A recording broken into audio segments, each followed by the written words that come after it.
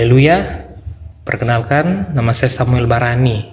Saya adalah mahasiswa dari STT Rumah Murid Kristus Bitung, Prodi Pendidikan Agama Kristen. Dan sekarang saya membuat video ini agar saya ingin membahas tentang materi yang berjudul Alkitab yang terbuka. Materi Alkitab yang terbuka ini merupakan bagian dari mata kuliah intisari Alkitab. Nah, mari kita bahas materi ini bersama-sama.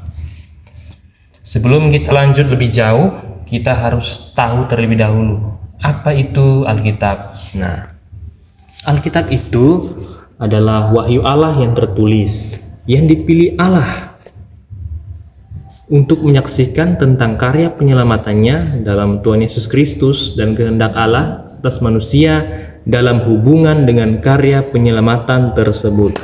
Jadi Alkitab itu adalah wahyu Allah yang tertulis. Nah, memang tertulisnya ini menggunakan tangan manusia. Tetapi tetap manusia yang menggunakan tangannya untuk menulis kitab-kitab ini sudah diberi pengilhaman oleh Allah. Jadi apa yang mereka tulis bukan dari pemikiran mereka sendiri, tapi itu sudah diberikan ilham oleh Allah sendiri. Nah, Alkitab kita tersusun secara sistematis. Ada 8 potongan Alkitab yang dipelajari, yang telah disusun teratur, progresif, dan tak terbatas waktu. Alkitab kita dibagi menjadi 2 bagian besar, yaitu cerita lama dan cerita baru, atau juga disebut perjanjian lama dan perjanjian baru. Nah, kedua ini, cerita lama cerita baru ini dibagi oleh sebuah kertas putih, sehingga dari 8 bagian irisan tadi menjadi 4 bagian. Nah, masing-masing mendapat 4 bagian. Cerita lama 4 bagian, cerita baru 4 bagian juga. Pada bagian ini terdapat hubungan antara cerita lama dan cerita baru. Saya sudah sebutkan sudah terbagi menjadi 4 bagian. Nah, bagian pertama dalam cerita lama itu adalah Taurat. Lalu yang kedua adalah sejarah. Yang ketiga adalah kitab-kitab puisi, dan yang keempat adalah kitab para nabi. Nah, sedangkan di cerita baru saya mulai dari hitungan yang kelima. Nah, pada bagian kelima adalah Injil, dan bagian keenam adalah Kisah Rasul, bagian yang ketujuh adalah surat-surat, dan bagian yang kedelapan adalah Wahyu. Nah, keempat ini mempunyai ketersinambungan. Mari kita bahas bersama-sama. Ketersinambungan. Bagian 1 di cerita lama, yang Taurat itu yang sudah saya sebutkan, berhubungan dengan bagian 5 di cerita baru. Apa itu bagian 5? Injil. Nah, kitab Taurat merupakan landasan teologi perjanjian lama, sedangkan Injil merupakan landasan teologi perjanjian baru. Nah, kedua ini berhubungan. Lalu, bagian kedua di cerita lama, yaitu sejarah, berhubungan dengan bagian ke-6 di cerita baru. Apa itu? Kisah Rasul. Nah, kitab sejarah dan kisah Rasul menunjukkan perkembangan dari budaya yang juga menghasilkan badan tulisan. Nah, kedua ini menunjukkan hal itu, dan ini saling berketersinambungan. Lalu yang ketiga, bagian di cerita lama, itu kitab puisi, berhubungan dengan bagian 7 di cerita baru, itu surat-surat. Kitab puisi dan surat-surat menunjukkan sebuah kumpulan tulisan-tulisan yang sifatnya kesaksian-kesaksian antara seorang pribadi kepada kelompok jemaat. Nah, bagian keempat di cerita baru, yaitu kitab nabi-nabi, berhubungan dengan bagian 8 di cerita baru, yaitu kitab Wahyu. Kitab nabi-nabi dan Wahyu berisi tentang nubuatan-nubuatan tentang akhir zaman. Jadi berhubungan karena keduanya sama-sama menceritakan tentang akhir zaman, nubuatan-nubuatan tentang akhir zaman. Semua ada di masing-masing bagian ini. Nah, kita bisa lihat di gambar ini cerita lama dan cerita baru, kitab Taurat dan Injil. berhubungan. Nah, jadi setiap lingkaran yang warnanya sama itu maksudnya saling berhubungan. Bisa saudara lihat. Lalu saudara perhatikan juga di gambar ini ada teleskop yang mengarah ke sebelah kiri. Nah, itu menunjukkan masa lalu yang kekal. Maksudnya apa? Nah, kitab pertama dari kitab Taurat ini adalah Kejadian. Nah, kitab Kejadian itu ditulis oleh Musa. Sedangkan pada masa penciptaan Musa sendiri belum lahir. Nah, tapi Musa diberikan pengilhaman oleh Allah untuk melihat masa lalu yang kekal itu, dan sehingga ia bisa menuliskannya dan kita bisa membacanya sampai saat ini.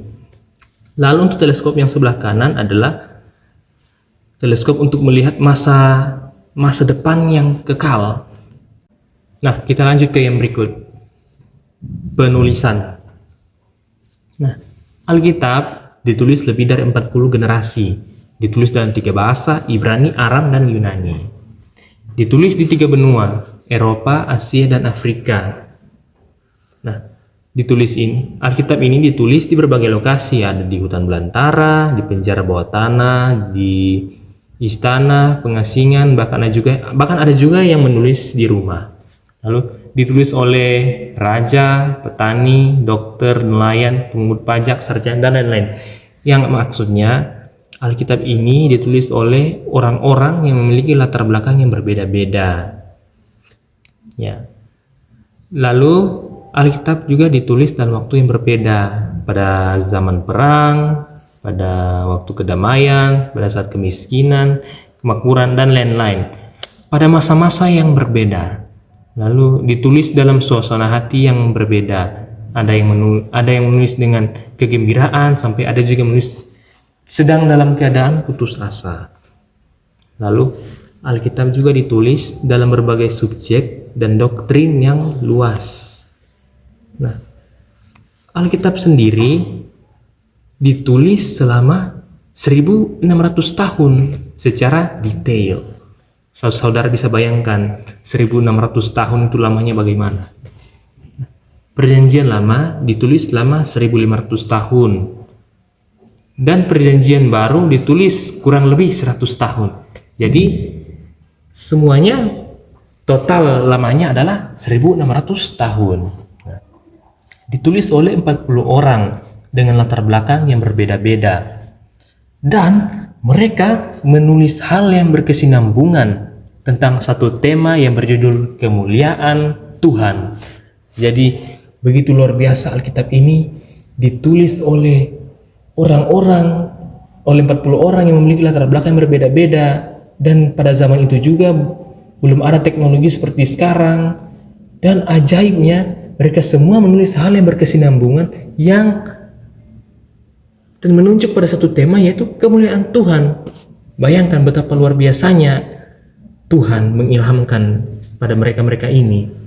Oh, haleluya. Lalu sekarang benang merah. Nah, di Alkitab kita ada hal yang detail yang ada dalam Kejadian 12. Di pasal ini ada janji Tuhan terhadap Abraham, dan janji inilah yang menjadi benang merah antara Perjanjian Lama dan Perjanjian Baru.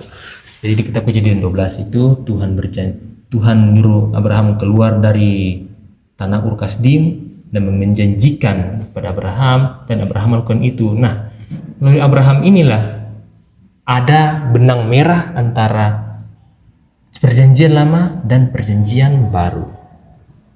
Nah, Alkitab kita itu teriris secara rapi, dan jika kita hubungkan semuanya, maka akan terhubung dengan luar biasa. Dan semua kejadian ini menuju pada pelayanan Tuhan Yesus, yaitu Ia datang untuk menyelamatkan umat manusia. Haleluya. Ya, Tuhan, materi Alkitab yang terbuka saya tibakan sampai di sini.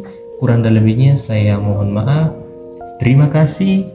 Tuhan Yesus memberkati kita sekalian. Haleluya.